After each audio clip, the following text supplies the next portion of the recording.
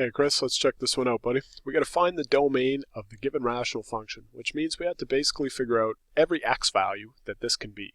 So what I'm going to do first, this is a trinomial and it's no good to me, so we're going to factor that out. We don't really care about what's going on up top. I'm going to factor the trinomial down here.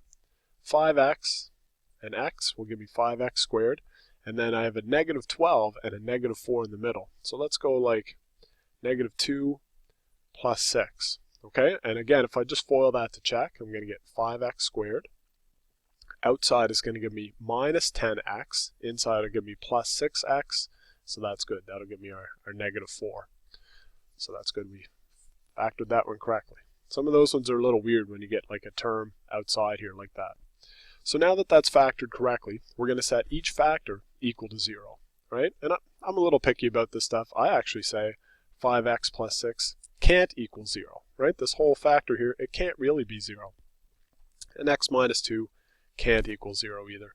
And I'm just going to solve using algebra. I'll take 6 away from both sides, so 5x equals negative 6. Over here I'll add 2 to both sides, so x can't be 2. We know that already just from looking at it, right? X can't be 2. And over here now I'll divide both sides by 5. So x can't be negative 6 over 5 either. So those are our exclusions, okay? So what this means is that every single value of x is okay except for these two values. Now before we would list the exclusions, I would get you just to tell me these two. But now remember, we're going to use interval notation. So we're going to think like on the number line, right? We have negative x values and we have x values, and this is some, kind of crazy function. So we're going to have the most negative number first. It's going to be negative infinity all the way up to our most negative number, which is 6 over 5. So that's our first possibility. It can be any number, excluding negative 6/5, I missed the negative, and excluding negative infinity because that just continues forever. And it can be any value from negative 6 over 5 all the way up to 2, excluding those two. And another union symbol, because I'm running out of room, it can be any value from 2 all the way to infinity. So that right there, just what I'm highlighting right now for you, that is the domain of this function. Okay? Another way to think about it, if you don't like the algebra approach, which, it's part of life now, but whatever, we can go to desmos.com. Free, it's awesome. And let's blast that in. Okay, so let me just type that in for a sec. I'll pause the video and I'll come back. All right, Chris, we're back. I just thought I'd spare you that.